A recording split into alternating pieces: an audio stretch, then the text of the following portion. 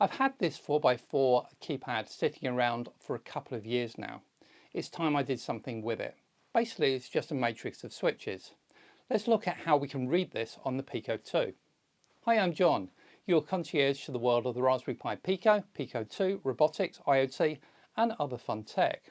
Remember to subscribe and join the community.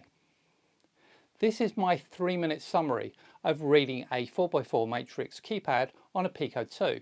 If you have time, why not check out the full video? This keypad contains 16 switches. They're arranged along a matrix of 4 rows and 4 columns. The switches connect the rows to the columns.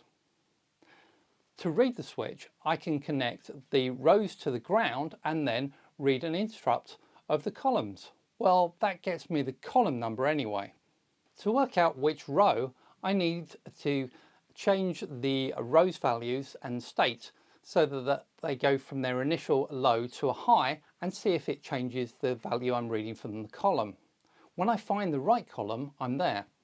I can do all this within the interrupt callback of the GPIO line, though I need to be careful to temporarily turn off the interrupt while I diddle each of the GPIO lines. Otherwise, I can get nested interrupt calls, which can be a mess. Using this code published on GitHub, I'm able to read which switch is pressed, plus convert it to a character as if it was a numeric keypad.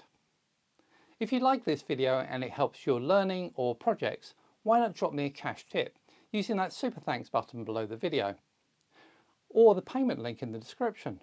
Remember, I'm saving these up to get myself to the open source conference in San Francisco, and I'd appreciate your help in getting me there, and I hope to see you there too, of course. Thank you very much for watching. If you enjoyed the video, then please do hit that like button, and please subscribe to the channel so you don't miss my next video. Bye bye for now.